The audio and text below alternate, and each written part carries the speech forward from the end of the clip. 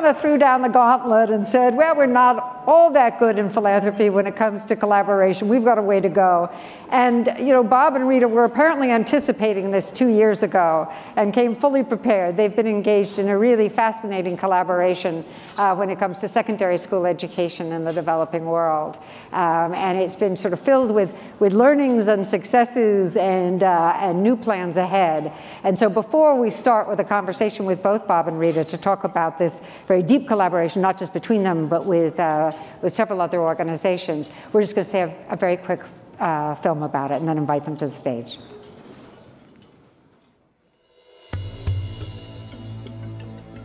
In recent decades, primary education has become universal in nearly every corner of the world. But in far too many poor and rural parts of developing countries, the opportunity to continue learning at the secondary level is still out of reach. Cost, distance, and capacity are frequent barriers. Governments and donors based all the emphasis on the basic education. However, most of the costs for secondary education were left to the parents, and so many fell out. And gender bias makes the challenges even more severe for girls. We know that India loses a significant amount of economic benefits because of school dropouts. It's almost like your economy running on half a leg.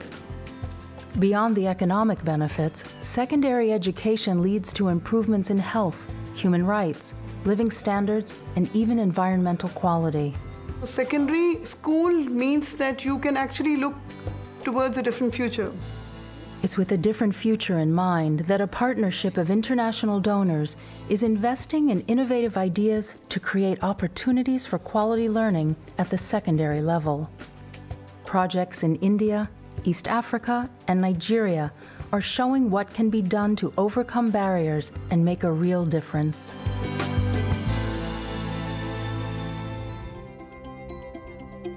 Pratham always looks at what is going to create an impact.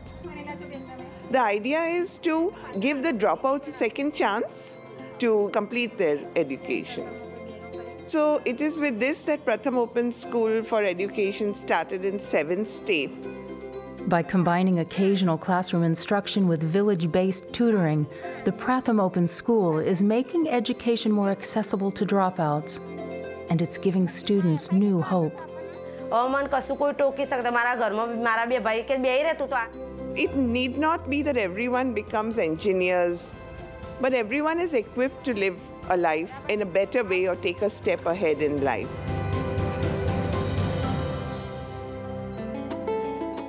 In 20 pilot schools across Kenya and Tanzania, the Global eSchools and Communities Initiative is equipping teachers with skills and technological tools that enhance science, English, and math instruction. The main focus of the project actually is the training of teachers. Teachers are in their schools learning while teaching at the same time. We are taking the technology to the classroom where learning takes place, as opposed to the computer lab, which limits the number of students that access the technology in a school. That's good, that's good. Let's clap for ourselves. It makes learning more enjoyable to the students. The retention of concepts is quite high. Now I can understand very fast. I get the concept very easily. It's very interesting. In the rural northern Nigerian communities served by the Center for Girls' Education, early marriage and pregnancy greatly limit the life prospects of many adolescent girls. Staying in school opens a new path. Through education, you'll be able to reduce a lot of problems of women. Child morbidity, maternal mortality, sickness, diseases, and the rest. The center pays for school fees that many families cannot afford, and it's created village girls' clubs called Safe Spaces, where mentors provide tutoring in English, math, and skills the girls need for successful lives. We teach them numeracy and literacy and life skills, even cooking, a lot of things. We're trying to make them have confidence, make them be able to speak for themselves. Ta yadda nake ganin gama secondary ina zai taimaka min da rayuwa na shine idan na gama kuma paper kuma zan tarbiyar da ƴaƴana abu mai kyau kuma sannan idan suka je makaranta za a iya ba su wani abin haka su kawo kuma ni zan musu ƴan gida ma za su kawo in musu. I believe that an educated mother will never want her own child not to be educated. Poverty will reduce, people will be healthy, and children will not die. One day, we will wake up to our dreams. Everybody is striving towards educating his or her child.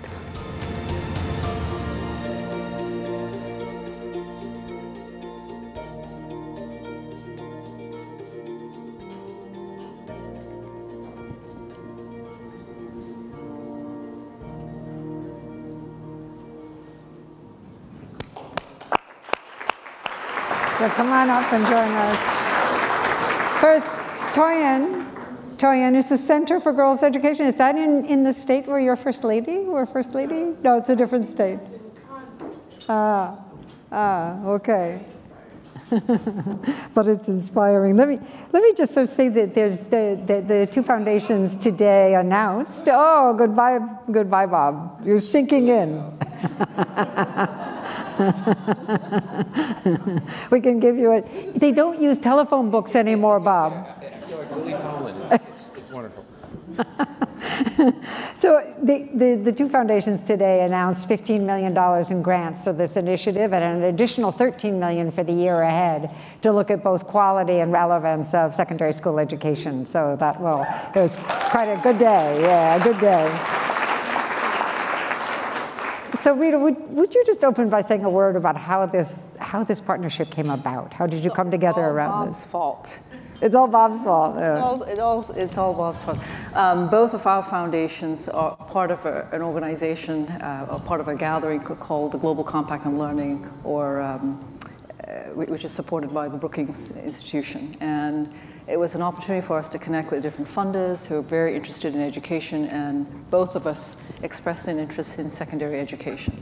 And at some point during the time, I think when your colleagues were developing the secondary education strategy, you came by and visited us up in cold Toronto, but beautiful Toronto, and floated the idea of, could we do something together? And it sounded, yeah, I said we could do something together. Let's try something. So that something, which began very organically, has now morphed into this fantastic partnership. And before we get to talking about learning, what you've learned about learning, what have you learned about collaboration? First of all, that if you're going to go to cold Toronto, it's good to be going from warm Chicago.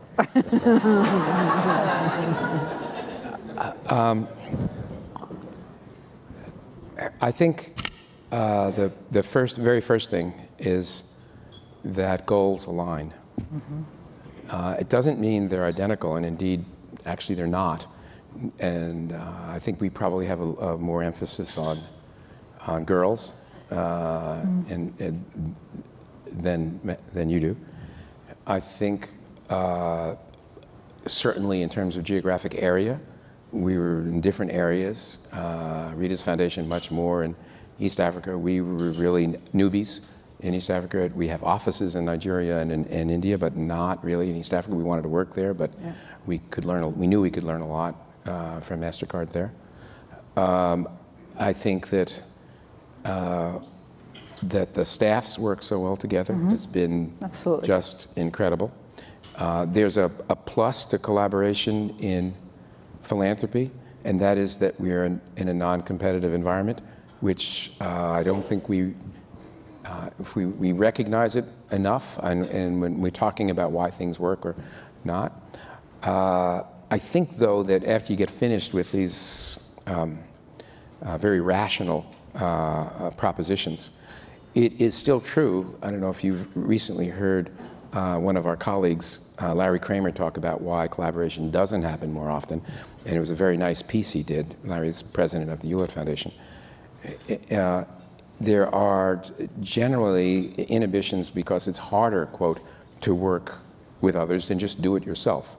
And I think it was taking on something as big as secondary education for the most deprived people on the planet in Africa and South Asia, that we recognized that not only us working together, but eventually creating the partnership, drawing in others, and then looking to see how we could, as a collective, leverage governments, which at the end of the day needed to be part of any reasonable strategy to address secondary education. So I think all those things came together, but mostly it's Rita's fault. It's mostly Rita's fault. I always knew that. But you've referred to this, and the foundation refers to this, this whole enterprise as exploratory, that you're in fact developing the knowledge that will then give you the theory of change on which you'll rely. And I'm wondering, I understand that this knowledge will inform your grant making, both of your grant making, and will inform the grantees. But what about others? What about getting that information into the hands of governments, for example, as you say, they're key players in this, but also in the hands of other philanthropists who have similar goals? You're staring at me. So I'm staring at you.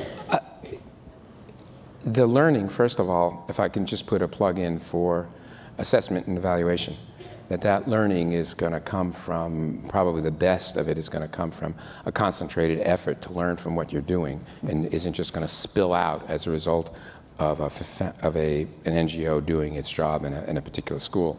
So a designed assessment of individual activities of NGOs, a designed evaluation of the impact of full programs, in which you have a feedback loop that's pretty tight, so that in time, I mean tight, so that you're immediately trying to get the outcomes and understand what's working in a particular geographic area, what's working in a certain circumstance. I mean, the Pratham case is a very special case for an intervention, but that is designed particularly for that case, not one necessarily that you pick up and you put someplace else. Right. I think that the learning you're talking about first comes because you have the assessment and evaluations in place, and you have a method of sharing that information with each other, and then, as you said, with those you wish to influence, not least of which is the government.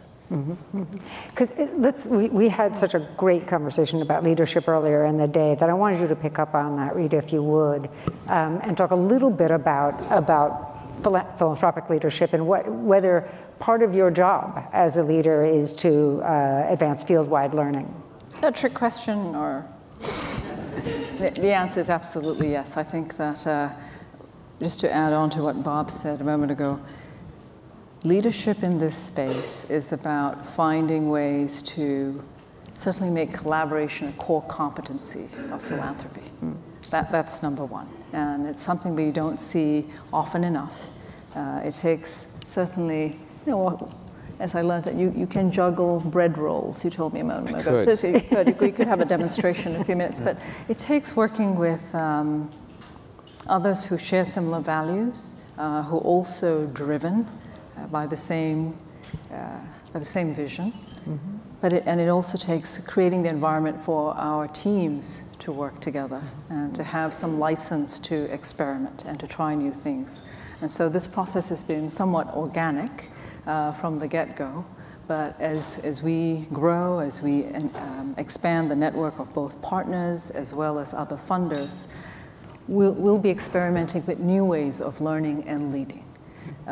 This enterprise is absolutely designed from the outset to generate evidence which is shockingly missing in terms of what works in secondary education, how teachers learn, how teachers can be effective, how we deploy technology, and how do we make curricula absolutely relevant to what's available in the marketplace, so young people can transition, and they can transition with ease to jobs, or to create jobs of their own, to create their own livelihoods. The other piece around leadership is that leadership needs to occur at all levels. It's not just at foundations, it's within the partners, the organizations which are absolutely at the front line. And it's leadership which is going to really listen. I think to take something Kennedy Odede said the other day, it's about listening. It's about listening to certainly our partners, the organizations doing the work, but it's also listening to young people in this case, and listening to young women and what they want and how they wish to learn. It's listening to teachers who have this incredible responsibility to educate the next generation. I think that's about leadership. We're going to hear from Group Rutland tomorrow, who's among the elders, and they often talk about leadership being all about having a listening ear. So Bob, you are making some assumptions, though, about how secondary school education outcomes might affect other issues of interest, like health, like equity, obviously preparation for employment. But what are the assumptions that you're making about how secondary education interacts with various development goals? I think you could come to a conclusion that secondary education is a good thing lots of different ways. But for me, I have been struck since I entered the world of philanthropy 5 years ago and tried to think more in an organized way about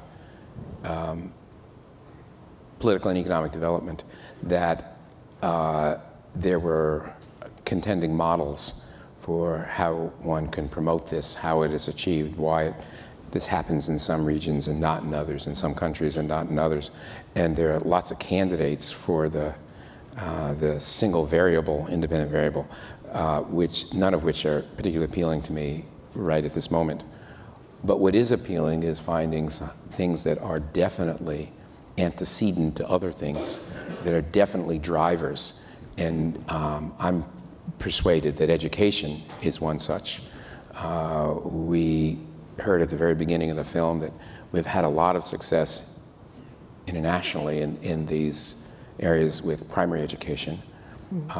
If we want to have more success, I would argue, in political and economic development, we must move on to secondary education. So one basic connection is the fundamental one of the developing world, whether it's Africa or South Asia, of getting more children, young people who should be in secondary education for the good of the economy. That's one. Wholly apart from the ethical reasons of giving the individuals life choices, as Reeta was suggesting, that are much greater than they have now.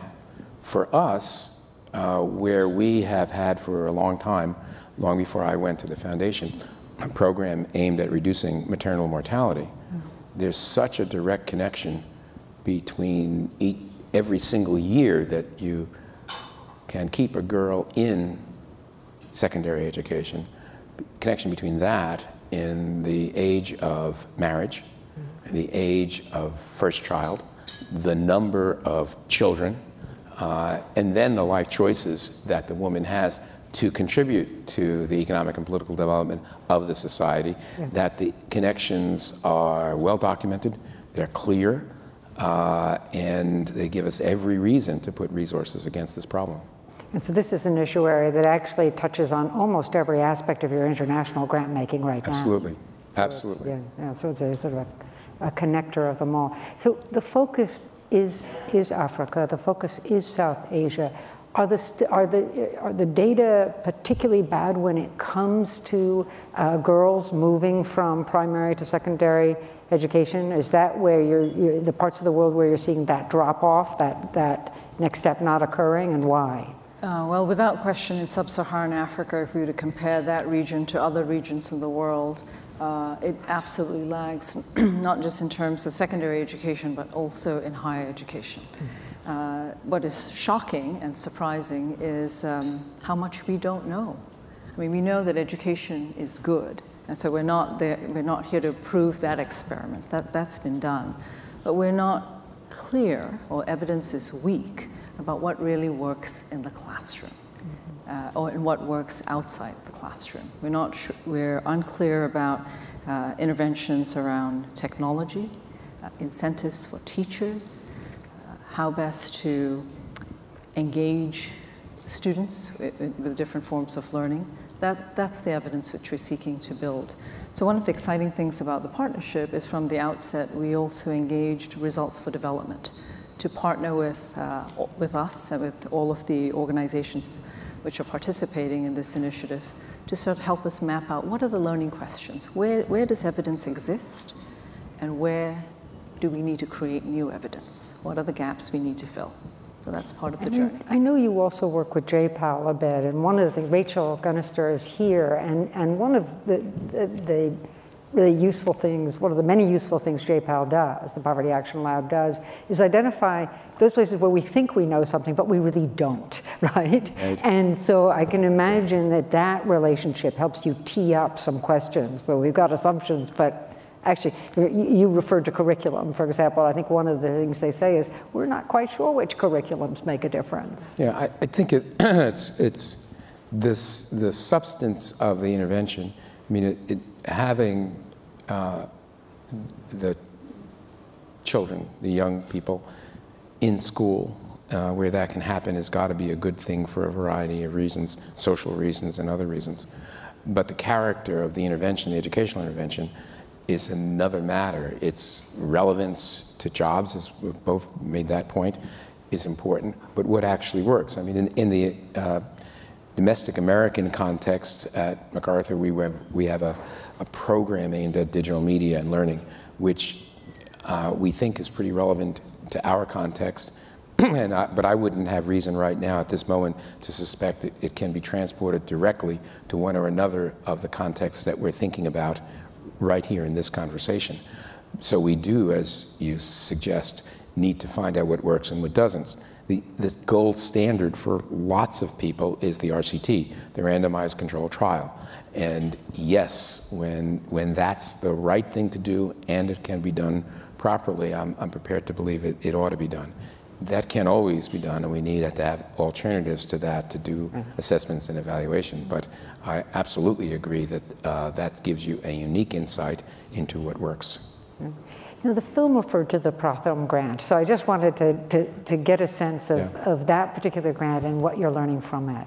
Well, the first thing I want to say again is that I think probably getting, in almost every context, getting the child to go to school has special payoff in terms of delivering a curriculum and social payoff as well.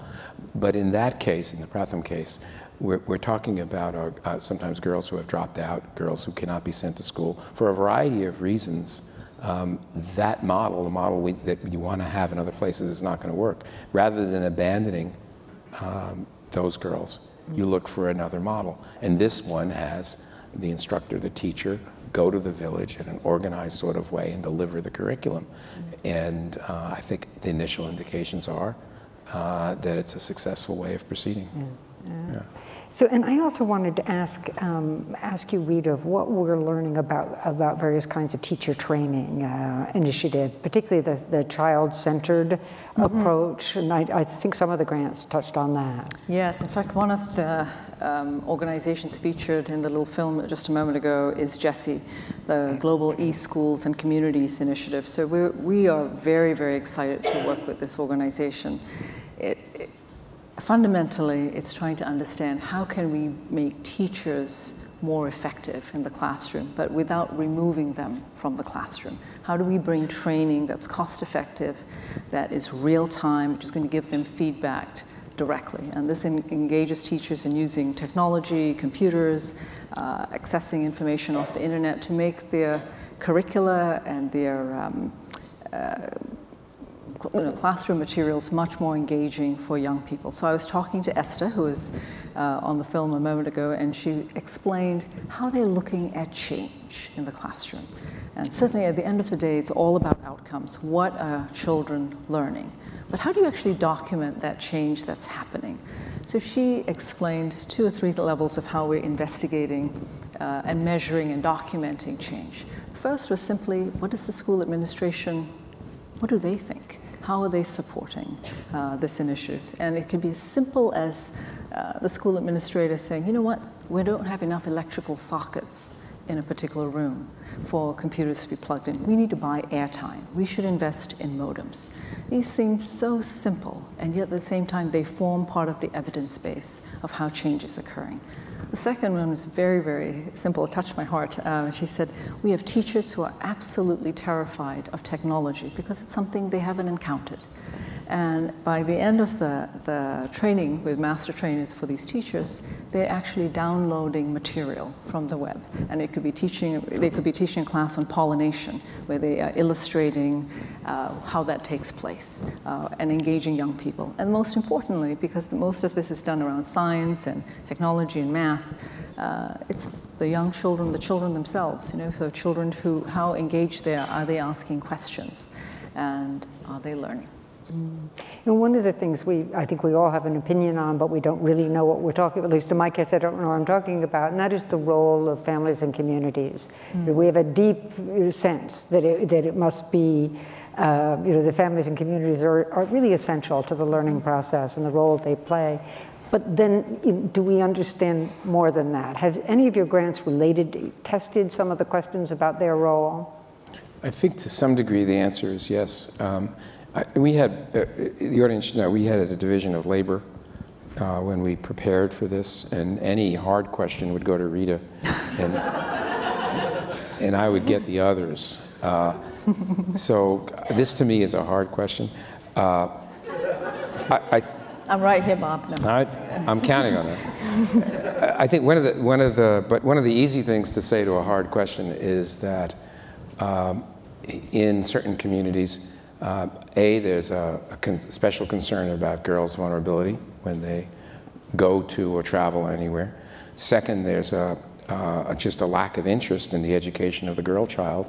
If it is, as the film correctly pointed out, a cost factor, and there are boy children, so that those kinds of factors certainly are teased out in some of the interventions that we're looking at.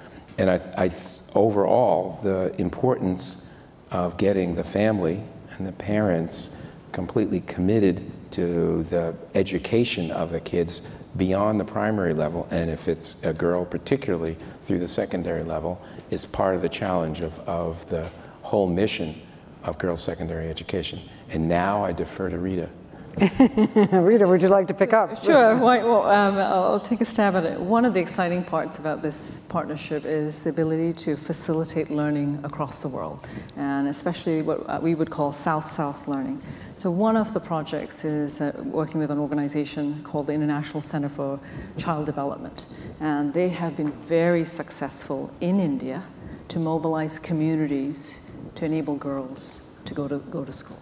And so we're bringing them to Kenya to share what they have learned in terms of help engaging communities. It's just parents, it's about school teachers, it's about religious leaders in the community to actually identify what are the barriers, and then to help them articulate what could be the solutions. So that type of learning, so it gets to families, but it also gets to the community. Yeah, and I think there's a POP Council grant that relates a little bit to parental involvement too.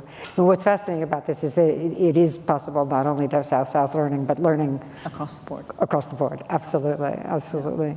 Well, one of the things that often gets debated is sort of the role of compensation and the quality of a teacher, if there's any relationship between how much they're paid and how effective they are as teachers. Is that one of the issues that you all are looking at, or you're more at teacher compensation? Yes. I don't know that we are. We may be, but I don't know if you know. I don't think so. Not directly. I bet there's someone in the audience who does. But well, it's something Rachel will know for sure. Absolutely. And I think we should turn to the audience in a minute. I just wanted to actually test out to just bring you, Reeta, back to the whole idea of education that's relevant to the workplace of the future, and get a sense of, to what degree are you looking at vocational education, or what is the world you're preparing these girls, or these boys and girls, for, but it's primarily girls, I take it, and actually you need to correct me on that. Am I right in thinking it's boys and girls? It is boys and girls, yeah. But we too, obviously want to create a space for girls. Yeah. The hurdles are higher. Yeah. So, I mean, I think... Your question is? My question is, what was my question? Vocational education? It was vocational education, but it was also just, as a general matter, what are you preparing them for? What is the skill set you're finding they need to have? Do they need to, be highly agile, in which case they need a pretty broad educational background, or do you need to think in terms of specific skills? I think it's a combination of several things. So in the sphere of vocational education, we like to think of supply and demand. And our world is focused so much on supply, and we fail to ask, what does the marketplace really want? What do employers need? And how do we engage employers in creating the curricula which is relevant, so that young people actually are studying something which will result in a marketable skill, will result in increased job opportunities. So one of the projects, which was part of the grants which were announced today, is with the Education Development Center for a project in Tanzania, a center which is going to look at vocational education, engaging employers, engaging potential, engaging schools, but also helping them answer these questions. What do young people need to learn? And how do we bring in experiential learning into the classroom? And how do we send young people out into the community so that they can identify opportunities, understand what it's like to be in a workplace? Yeah, wow. And so, and in that process, have there been any large surprises in this? Have you gotten, have your team come to you and said, look, we've got this result is completely counterintuitive? Or by and large, are you finding that the hypotheses you have are being reinforced? 2 points. On the question, which is in a way odd, I understand why you asked the way you did about what we're aiming for in terms of the educational outcome. Is this vocational training, or are we aiming at preparing, is it a college prep course, whatever. But what occurs to me, since we work in K through 12 education in the United States, you could ask that question right now with equal force about what we ought to be doing in Chicago public schools or anybody else's public schools in the United States. What are the job skills, if that's what we ought to be preparing for? I mean, there's a theory out there that what has happened to the middle class in the United States has something to do with the absence of a certain kind of job. Certain kinds of needs have changed, and we're trying to figure out at the college, the community college, and the high school level what we ought to be doing. That's just context, so that when you ask us the question of what we are trying to accomplish, I would say we're looking to, this phrase I'm afraid is overused now, a hockey metaphor, but not, skate to where, the Wayne Gretzky, skate not to where the puck is, but where it's going. Can we anticipate what skills are going to be needed when these girls come out, when the next generation come out? Is it possible that our intervention, as we design it for a variety of challenges in this world of sub-Saharan Africa and South Asia, can also be designed to anticipate what kind of jobs are going to be there in their community? Very hard, but very desirable at the same time. And I don't think for a minute we would be excluding the idea that we're going to be, in some cases, preparing these students for college education, tertiary education as well. So I think the answer is yes, all of the above, but the character of the problem is the same kind of problem that we face outside of that very challenging educational environment. Yeah. And we tend to say here, we at least tend to argue that what is needed is critical thinking skills, because the whole point is you want to teach people how to learn. Right. And there's an assumption that they're going to have to learn something new every 3 years, something profoundly new. In fact, Tom Friedman wrote about this. He was saying how to get a Google job. Yes. In essence, you've got to know how to do a call center one week and read an MRI the next. Right. I think it was something like that. And it does seem to me that this is one of the challenges of what you're doing. And one of the things I should just add, Bob, if you agree or disagree, we don't know if everything's going to work. And so this is the whole notion of experimentation and innovating. And I don't know if we'll have a high failure rate, or maybe not high enough. And that's part of the whole enterprise. But won't to success try something be else. Success will be learning. It's a success. And that's the whole point. And on a good day, failure will be learning. That's right. That's absolutely right. Now, what Bob wanted to make sure that we opened it up for the audience. So I'd love to have the lights come up and some mics come out, and because everybody in this room has probably thought about some aspect of secondary education, but also has thought about the role of collaboration and leadership in philanthropy and the role of knowledge. So we do have a question right here, but we do need a microphone up front. Thanks. Thank you. Hi, I'm Jessica Posner-O'Dede with Shining Hope for Communities. And I guess my question, just seems like an amazing example of collaboration and of funders working together, but also of the network it creates of grantees and of creating a community. And what have you seen that's happening within this network of partnership and community that is created through this amazing partnership?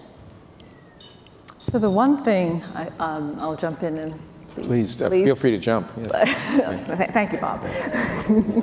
So for one thing, I think it's going to help elevate the whole need around secondary education. It's going to hopefully accelerate our ability to learn. It's going to create a larger community of both funders as well as organizations implementing and doing the work. I hope that it also engages government. One of the exciting things is this last gathering we had where we brought all of the partners together in Nairobi was we also invited policymakers, and they stayed for the first day, and they stayed the entire day. And the message, the takeaway message was engage us, and engage us early, so we understand what the evidence is going to be telling us. And I should add that MacArthur, since Bob's been there, a big focus of yours has been on trying to advance evidence-based policymaking, is what you refer to it as. And Jane's quite right. We have focused on that, on evidence-based policy. Someone once said that's as opposed to policy-derived evidence, and that's certainly true. And we actually have an area of work where that is key to us, and we're looking to interject evidence into difficult policy issues and make that available in a government context and cooperating. I want to go back to the first part of your question, because when Reeta and I were talking to others, to journalists earlier, one of the things that was striking as we talked about the question that you raised is that I can think of another area or so in which I feel as though I've lost my voice here, in which we collaborate something like this. But at least for us, and I won't speak for you, this is fairly unique.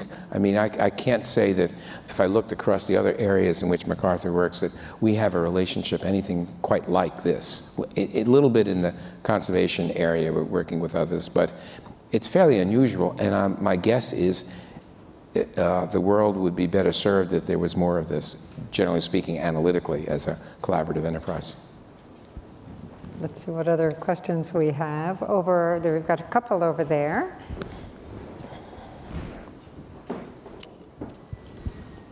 Who is unconnected? Hi, I'm Dan Robbins, Captain Trust Zimbabwe. We've been doing a project, secondary education, for about 25 years in Zim. A little different model in that we're taking rural young women to A-level pre-medical training, so high-performing students in rural areas. And we, in our experience, was kind of realized that the young women were really not prepared to go to that next level kind of culturally and societally. And so it wasn't until we started kind of a tutorial mentoring element, which kind of addressed sort of the psychological fact that they were kind of on the front end of a social change, to get them to feel more comfortable in that environment. It's a little different because they were being taken essentially to a higher level boarding school. But I'm wondering if that element has fallen into place in your programs. Have you seen that to be important, or is it really happening so broadly in the communities you're working that it hasn't seemed necessary? If that is an element, I'm not aware of it. I don't know whether you are. Perhaps not immediately in the partnership that we have right here, but I could say more broadly outside in other projects where we're working. Mentoring is extremely important, especially working with young women, both in terms of exposing them to what's possible and to enabling them to develop the confidence to be able to pursue that, because they face multiple levels of barriers. It's not just cost, but it's also family pressure. I think the other critical area of importance is putting before them role models, other women from their own communities who've made it, who've crossed the barrier, whatever that barrier might be. And the third piece is, which is so important, wherever we can do this, and this we are doing, is ensuring that they are women in the classroom who are teaching, but in all spheres, and being able to see active role models who are women. That's very important. It is one of the basic arguments for separate sex education, which even in the United States and even today, but much less than it used to be, common to take the position with some evidence that some women will do better in that setting, at least for a while. And I'm prepared to believe that. Have you learned anything, though, directly about the relationship between the gender of the teacher and the performance of the student? Yes, in fact, and I'm trying to recall it. My recollection is that it wasn't what we thought it might be, but I don't know that I could go much beyond that. That was pretty misleading, wasn't it? Wait, Raul, are you here somewhere in this audience? Can you speak to this? Because I'm imagining that we actually, I don't know if it was an RCT, but I thought we did have evidence. There's a microphone on your left there. Yeah. I can certainly try and speak to it, and the evidence is mixed that we've found so far on the issue of the relationship between a teacher's gender and girls' student learning outcomes. I think one of the things we found compelling is the idea that more important than teacher gender is the gender sensitivity that teachers bring to the classroom, whether it's male or female. And so that has certainly informed our own intervention strategy and really tried to give us the opportunity to focus more on teacher training issues and sensitization in that process, gender sensitization. And we had a question over there, and then back over here with Asha.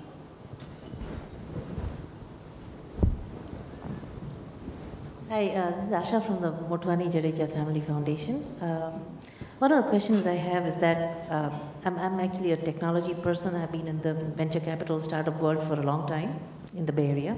But now I'm trying to do some little bit of work in India right now, and some of the models that we are stumbling upon are really pretty radically out there, actually. And one of them that I'm trying to replicate through our family foundation in India is this whole idea of school in the cloud that Sugata Mitra got the TED Prize for a couple of years ago. And I just set up one little school in the cloud in a girls' orphanage in Ahmedabad. And the results are staggering. And it is a teacherless, it's a teacherless classroom. It is self-driven learning, but it's peer-based. So it's 5 girls together on one 32-inch screen, and they do have the internet minus pornography. We've actually thrown in some technology from Silicon Valley and made it, pornography free, actually. So the kids can just go around. At the first few weeks, they were just playing around and looking at Bollywood film stars and so on. But right after that, they realized the power of the internet. And once they realized that they can find anything on the internet, they started stumbling upon exactly what kind of stuff they wanted to learn. And I think instead of really having a very set curriculum, I mean, are you guys somebody like a partnership like yours? Are you open to experimenting with this kind of pretty out there ideas, but and seeing if that could be replicated, because it will radically alter the cost structure? I want to start on this because some of what you say sounds quite familiar in terms of what I mentioned before we do in our digital media and learning program, which is focused on the United States. Not exclusively, we are connected here and there internationally, but not necessarily in the worlds of either South Asia or Africa. And just what you say, which is what kids will do when they're exposed to the opportunity that the internet has, we have discovered, and we are working, in fact, with that very insight to see if that can be channeled. And we have a phrase for this: connected learning, for these kids to connect what they want to do with what their peers tell them they should want to do with what we, parents and teachers, want them to do, and take advantage of just that exploratory instinct that kids have. I would say, second, that if there's a general question, are we open to ideas about innovation? The answer is absolutely yes. I can't imagine any other plausibly acceptable answer than that. Rita? Yeah, we're absolutely open. In fact, in this next round, where we're going to be issuing a call for proposals and call for ideas, there's several categories. So the first category is all about testing out new ideas. The second category is about really supporting proof of concept. So an idea which has been around for a little bit, but which needs to be tested further in terms of asking how could we scale it. And if there's something with further evidence, we'll be looking at how we scale it. So would you be open to partnering with somebody like us and make it on School in the Cloud pilot? Submit a proposal. Now, the thing to know about Asha is she does know how to get a job at Google. She was one of the first 100 employees, so she can answer the Tom Friedman column. And I think over there we had a question. Yes. Want to not be ignoring this side of the room. Oh, hi, Lisa Bomer with the Conrad Hilton Foundation. Hi. I just wanted to ask you, would you share with us a little about the mechanics of the partnership, in this case between MacArthur Foundation and MasterCard and the others, in that are you doing parallel coordinated grant making? Are you funneling funds into MacArthur? And what guidance would you have? What have you learned regarding how to make these partnerships between foundations work that could be useful for some of us thinking about similar ventures? Thanks. So I'll start. This is a much more collaborative arrangement than we have at least had at MacArthur than in other cases where we've worked with other foundations, where the very bare minimum of the collaboration is deconfliction, to make sure that when you contact another foundation, you're not doing something that undercuts what they're doing or duplicates it in an inefficient sort of way. This goes way beyond that. We actually collaborate on what the request for the RFP is going to look like and put out the RFP on a website. There's one portal through which everybody applies. We get, as a group, now there will be soon 7 of us working together in this third round of RFPs. In that process, we look at what we want to fund. We come together 2 or 3 times, staffs do, to figure out where we want to go with this. Sometimes we will jointly fund a single NGO, a single project, and other times we'll take different ones. So it is extremely collaborative and requires that kind of coordination. But I can say I'm reasonably close to this, and Rita can comment on this too, please, that it has been amazingly successful, and the partnerships, and Joseph is here too from Intel, he's right there. We work extremely well together, I think. Yeah, you said it beautifully.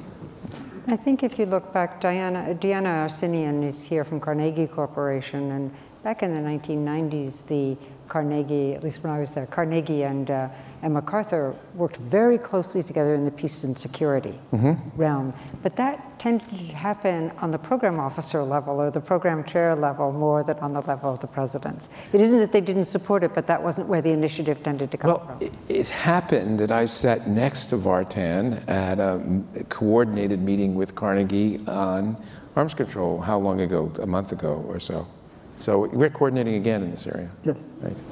But also, Partnership on Higher Education in Africa, which was a major collaborative effort among 7 foundations. Right. So that, for those who didn't hear that, that's Higher Education in Africa is where they're partnering as well. And there were a group of hands there. And I want to make sure if there's anybody to my right that I'm not missing you.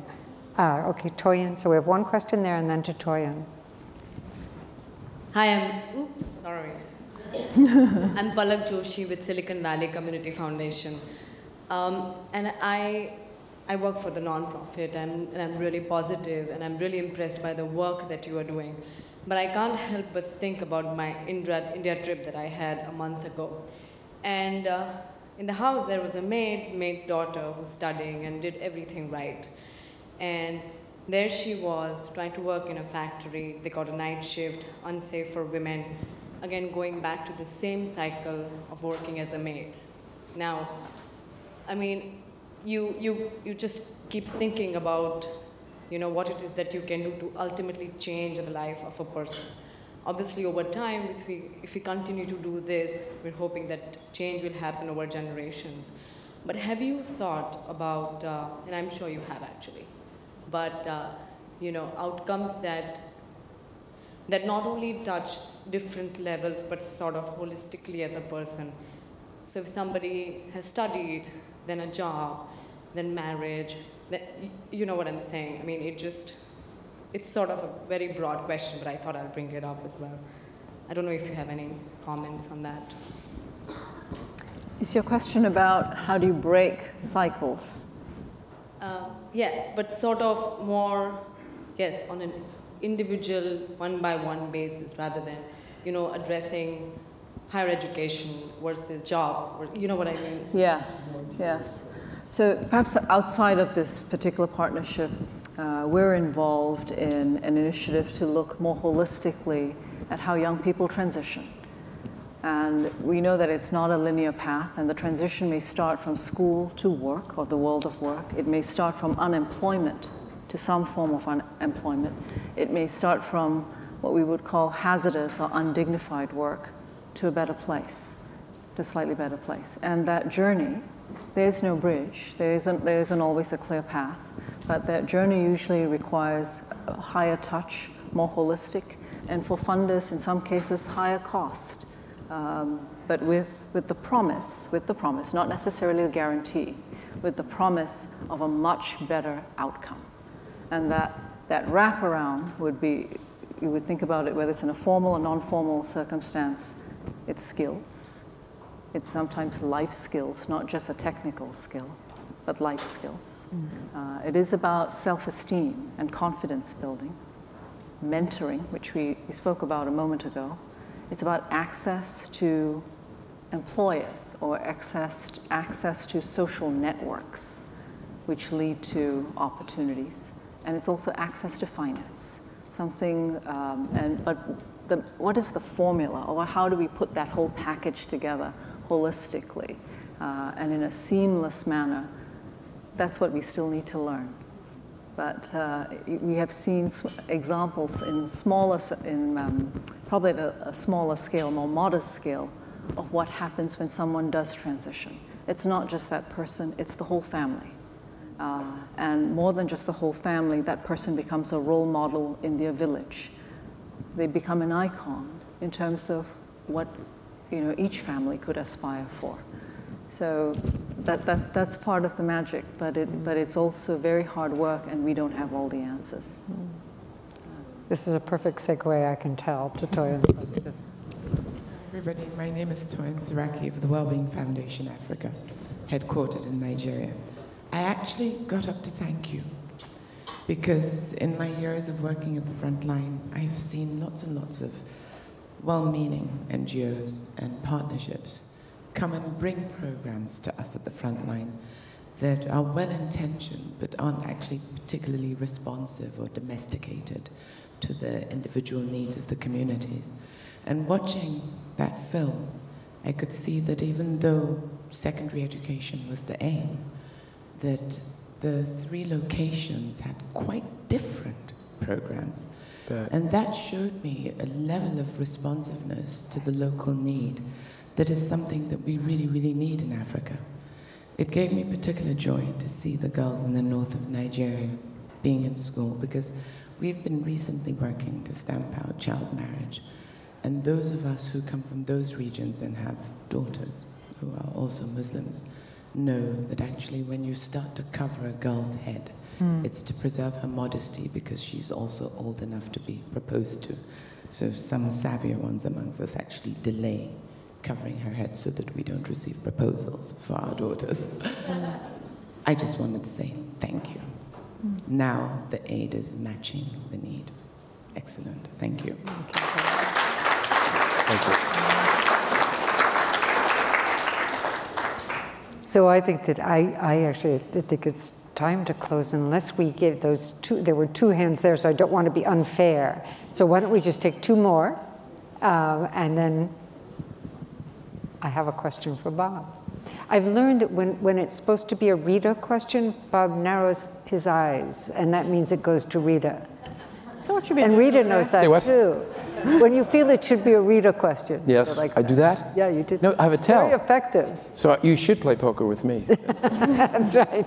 I decided I can't play poker with Rita earlier. Yes. Thank you.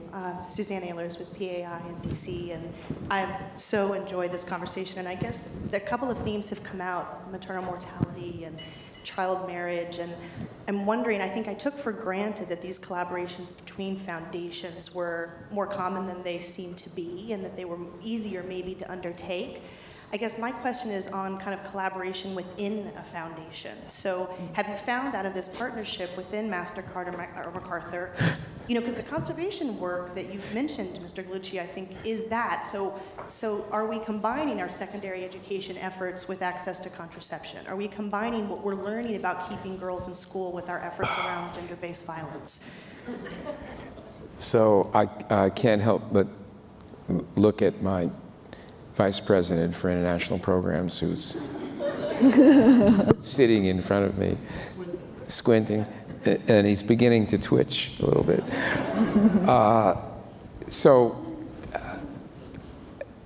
Cooperation within a foundation. So a bit of organizational theory. There's a reason why organizational processes look like they do, whether it's the government, the private sector, NGOs, or even the great foundations. It's because people get separate tasks, and they go to those tasks, and they feel a responsibility for them. And collaboration is not instinctive. Collaboration means sharing sometimes resources, sometimes decision-making. So it can be a painful thing organizationally. I know you know none of this, that's why I'm telling you this. No, I know you know this, but it's the only way of saying that I've found in government, where I spent 150 years, and then at the university, another 100 years, and now in foundation life, that internal collaboration is not easy. And even when we know that, as I used to say when I was in government and was responsible for political military affairs, nobody ever ran into my office saying, we've got a terrible problem in political science in the Middle East. I mean, people don't talk that way, and they have problems. And similarly in the foundation, if we wish to deal with climate change, we sort of suspect climate change takes place in the United States as well as the rest of the world, even though the United States is a separate program area from the rest of the world, right? We know that, but we don't actually do it instinctively.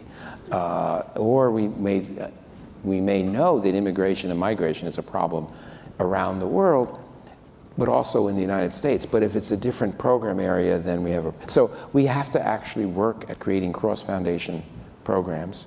And once you do that, people will collaborate and they will work together. But it's harder work. This is what I think Larry Kramer was talking about when he spoke to this. It isn't instinctive. I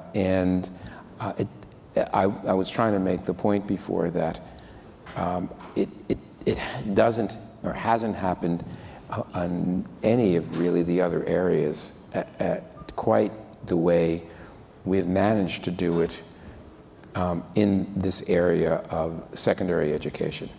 And I'm very pleased about this. I think it's been very productive.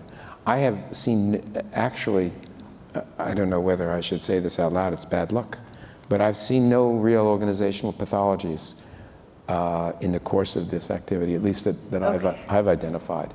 So I've just been very pleased. So I think you're being terribly modest because you have a phenomenal team, and I'm sure there's a lot more collaboration. Maybe without your knowledge, that's actually also taking place. I'll give you a little ray of sunshine. You know, our foundation is much smaller in terms of human beings. Mm-hmm. And when we started, I was the 4th employee at the foundation, so we just didn't know better. because everybody had to do, the four of us had to do everything. And as we grew, that just became a mainstay of how we've worked. And I think one of the richest and most enriching parts of being at the foundation is the fact that people talk to each other all the time, and different functions or different roles, people who play different roles are involved in the grant-making process. Sometimes that can slow things down, and sometimes it makes it harder. But the fun part of it is to have people come around a concept and ask questions. And the very act of asking questions stimulates a whole other momentum in terms of work. So it's possible. It's possible. And have you extended this longer than you originally intended, or did you picture, how many years did you plan on this collaborative going when you first started? What did you imagine? I was thinking 50, 60 years. 50, 60 years to go with the rest of your tenure in other sectors. So squint your eyes and I'll turn to Reeta.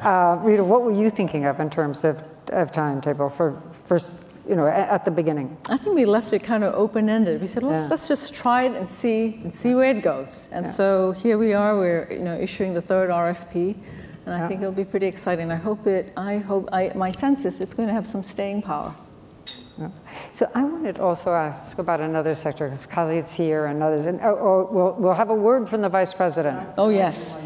It'll make my life a lot easier if you would call on Barry for a rejoinder. Barry, go.